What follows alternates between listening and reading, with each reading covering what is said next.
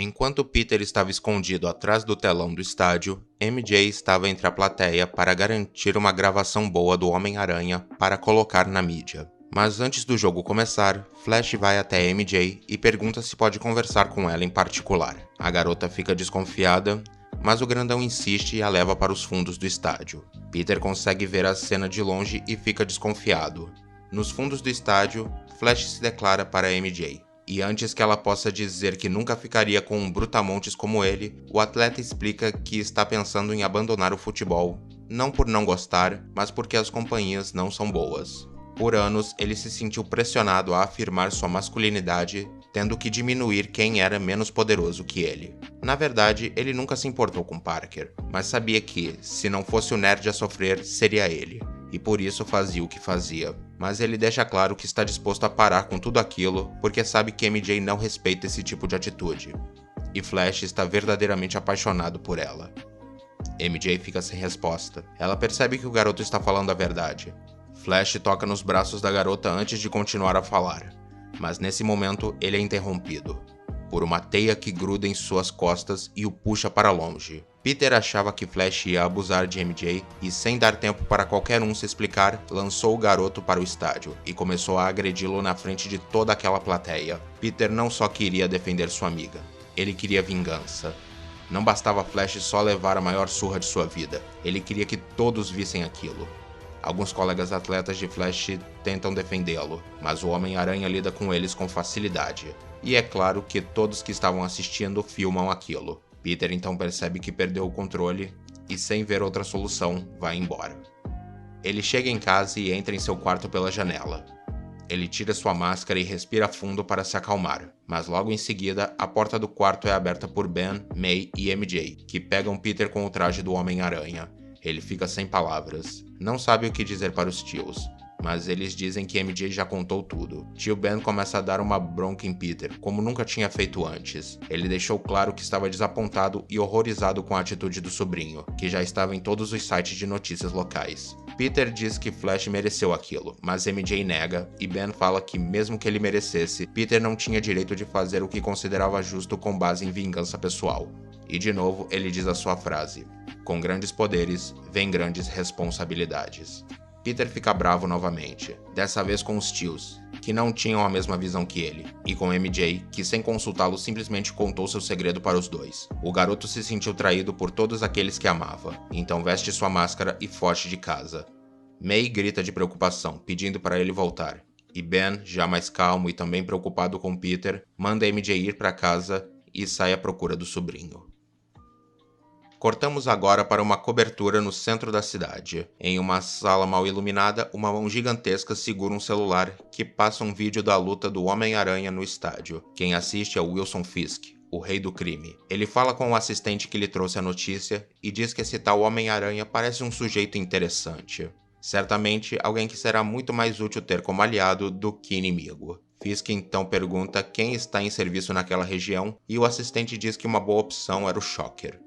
Fisk se mostra confuso e pergunta quem é o Shocker, e ele responde que é Herman Schultz. Shocker é um nome de guerra que ele havia escolhido para si mesmo. Fisk dá de ombros e diz que pode ser esse mesmo, e pede que o Shocker encontre o Homem-Aranha e o traga para uma conversa amigável. Passamos então para Peter no topo de um arranha-céu, vendo a cidade e refletindo sobre o que tinha acontecido. Em seu interior, uma batalha era travada, com uma voz fazendo Peter se arrepender, mas outra dizendo que Flash e os outros atletas mereciam aquilo. Mas aí ele se lembra da cena no quarto. Nunca tinha visto May tão assustada ou Ben tão decepcionado, e lembrar daquilo magoava demais. Ele se lembra de como sempre viu sua casa como um porto seguro, onde lá dentro tudo era perfeito. E agora, por causa da sua raiva incontrolável, existia conflito lá também. Ele não queria que as coisas continuassem assim, e por isso decide voltar para casa. Ele se balança pela cidade com suas teias até que se assusta com o som de um tiro e de pessoas gritando. Ele decide ver o que estava acontecendo, mais por curiosidade que por vontade de fazer alguma coisa. Vendo uma multidão reunida em uma calçada, ele pousa em um prédio próximo e observa a situação de cima. E é aí que ele percebe quem estava no centro daquela multidão. Tio Ben, caído no chão, com o rosto agonizante. Peter então corre para um beco, troca sua roupa de Homem-Aranha por uma que pegou rapidamente em um centro de doações próximo dali e abre caminho na multidão para ver seu tio. Ele chora ao ver todo o sangue escorrendo de seu ferimento no peito e pede que o homem aguente firme, mas Ben só tem forças para mais algumas palavras. Ele então sorri ao ver seu sobrinho uma última vez, não com uma fantasia assustadora, mas como ele sempre o viu, como um bom garoto. Ele então diz suas últimas palavras: "Filho, você agora tem poder e responsabilidades." Seus olhos então se fecham e ele para de respirar. Peter fica desesperado e pessoas próximas tentam acalmá-lo, mas ele foge do lugar. Não queria ser consolado. Ele não merecia, porque aquilo era sua culpa. Mais tarde, Peter vê do lado de fora de sua casa Tia May chorando após um policial contar da tragédia com seu marido. Peter não sabia o que fazer. Ele sentia que não podia só voltar para casa, depois de Ben ter sido morto por causa dele. Se ele não tivesse fugido, o tio não teria saído para procurá-lo, e não teria levado aquele tiro. Ele morreu porque foi um bom pai, e ele não foi um bom filho. Peter cai no chão e começa a chorar. Mas logo sua tristeza é substituída por raiva. Raiva do bandido que atirou em seu tio. Peter tinha culpa, mas ele também. Não era justo que Peter sofresse enquanto aquele homem continuava por aí sem se importar com o que fez. Ele então decidiu.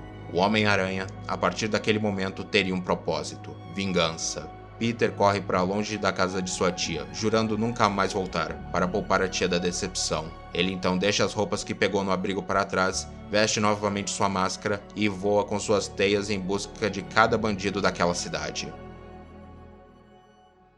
Semanas se passam. Peter está vivendo como Homem-Aranha em tempo integral, furtando comida e bebida de mercados para sobreviver nas ruas e no resto do tempo indo atrás de bandidos e os interrogando para saber se algum deles foi o que destruiu sua vida. Mas até então, ele não havia achado o homem certo. Então ele sempre os deixava presos com suas teias para que a polícia os encontrasse em algum momento. Nesse tempo, o Homem-Aranha realmente se tornou notícia, mas sempre sendo visto como uma ameaça, alguém que pode atacar qualquer pessoa a qualquer momento. Um dia, durante um dos interrogatórios do Homem-Aranha, aparece alguém para se juntar à festa. Shocker. Sem enrolação, o vilão apaga o bandido que estava preso com uma de suas rajadas e diz que quer conversar a sós com o Aranha. Como Shocker fala com muita calma, o Homem de Vermelho concorda em ouvi-lo. Shocker então explica que tem estado de olho nos feitos do Aranha há semanas, para ter certeza do tipo de cara que ele é. E agora que ele já viu, decidiu que era hora de se apresentar e fazer uma proposta. Ele diz que o Aranha poderia usar seus dons para ficar rico, trabalhando para o Rei do Crime. Peter já tinha ouvido esse nome pelas ruas da cidade, mas sempre como se fosse um mito. Shocker garante que ele é bem real e que adoraria ter uma conversa com o novo superpoderoso da cidade. Peter está confuso. Ele não se sente confortável em aceitar uma proposta de alguém chamado Rei do Crime. O que May e Ben iriam pensar? Shocker percebe a confusão do rapaz e lhe entrega um cartão, dizendo que se conseguir colocar a cabeça no lugar, ele poderia encontrar o Rei do Crime no endereço do cartão. Shocker então vai embora e Peter começa a refletir. Mais tarde, naquela noite, o Homem-Aranha vai até o endereço, o terraço de um prédio nobre da cidade. Lá, ele encontra Shocker e outras pessoas, vestidas como agentes. Herman dá as boas-vindas e diz que antes de apresentar o Rei do Crime em pessoa, precisa saber qual é a decisão do Aranha. Ele então diz que decidiu aceitar a oferta, mas com uma condição. Herman diz que aquilo deve ser resolvido com ele mesmo, mas logo depois recebe uma chamada por um comunicador. O Rei do Crime diz que o Aranha pode entrar. Ele então é guiado até uma sala grande, onde encontra Wilson Fisk. Peter o reconhece de jornais que seu tio lia. O homem era tido como um empresário filantropo, mas parece que aquilo era fachada para ele comandar o império criminoso de Nova York. Isso na verdade não surpreende Peter. Ele sempre esperou que houvesse algo de errado com aquele homem tão perfeitinho. Fisk cumprimenta o Aranha e então dá mais detalhes da sua proposta. O Aranha trabalharia como cobrador dos impostos dos bandidos. Não só ladrõezinhos, mas grupos bem armados e até chefes de máfia. Fisk diz que precisa de alguém com as habilidades e o espírito jovial que o Aranha parece ter de sobra. O grande homem então pergunta qual era a condição de Peter. E ele diz que queria poder interrogar todos os bandidos que trabalham para Fisk, para assim encontrar um que lhe causou grande tristeza. Fisk pergunta o que o Aranha pretende fazer quando encontrar o tal bandido. Peter fica pensativo. Ele quer dizer que vai matá-lo de maneiras dolorosas, mas apenas diz que quer fazê-lo se arrepender. Fisk percebe o ódio na voz do Aranha e concorda com os termos dele. Na verdade, ele até parabeniza o Aranha por mostrar tanta atitude e fervor. O Rei do Crime então diz que Shocker irá ser o parceiro do Homem-Aranha até ele estar pronto para jogar o jogo sozinho. E assim começa uma sequência de lutas entre o Aranha, Shocker e criminosos dos mais variados, que se recusavam a pagar os impostos do Rei do Crime. Quase sempre conseguiam resolver a situação sem chamar atenção, mas às vezes civis passavam por perto ou até policiais eram chamados, e precisavam ser silenciados. Nenhum inocente era morto, mas Shocker sempre deixava claro que se alguém dissesse alguma coisa sobre o que viu, ele e o Aranha não teriam a mesma piedade. E ver a expressão de medo das pessoas sempre fazia Peter se sentir mal. Ele sentia que aquela não era a vida que seus tios queriam para ele, mas ao mesmo tempo, ele sabia que tinha entrado em um caminho sem volta, e tentava deixar suas neuras de lado, com festas chiques que seu patrão promovia, e claro, muito dinheiro e presentes que recebia pelo seu bom trabalho. Com o tempo, Peter até conseguiu uma pequena amizade com Herman. Claro, ele não confiava nele a ponto de revelar sua identidade, mas sentia que ao lado dele podia não se preocupar com o resto do mundo. Mas ainda havia uma pendência. Ele não conseguia descobrir quem havia matado o tio Ben naquela noite. Fisk cumpriu sua promessa e lhe deixou falar com todos os seus contatos, mas ele ainda não tinha conseguido achar o culpado.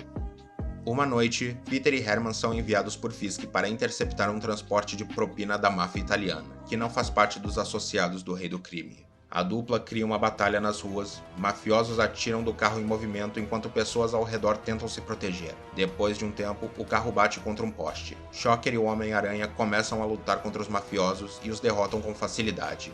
A polícia chega logo depois e tenta render os supercriminosos. Peter não quer lutar contra as autoridades, mas Shocker não hesita e começa a brigar, o que acaba fazendo o Aranha se envolver. Durante a batalha, o poste onde o carro dos mafiosos bateu se quebra mais e começa a despencar na direção de uma criança assustada que via tudo próximo da luta. Um dos policiais que lutava contra o Aranha vê a criança e se apressa em correr para tirá-la do caminho do poste. Ele consegue se jogar e empurrar a criança para longe, mas ele próprio acaba ficando no caminho do poste. E nesse momento, meio que por instinto, o Aranha lança sua teia e puxa o policial rapidamente, o salvando de ser esmagado. O policial, que se chama George Stacy, encara o mascarado, se perguntando por que ele o salvou. Mas o momento é interrompido por Shocker, que enquanto lida com os policiais que enfrentam o Aranha, pede para o parceiro pegar o dinheiro do carro da máfia e levá-lo para um ponto seguro. Peter faz o que é pedido e quando termina de levar as sacolas de dinheiro, pega Shocker e o leva embora também. E os policiais, todos feridos pela luta, não conseguem segui-los. Mas mesmo assim, George Stacy continua pensativo. Por que aquele homem que, antes parecia querer matá-lo, o salvou?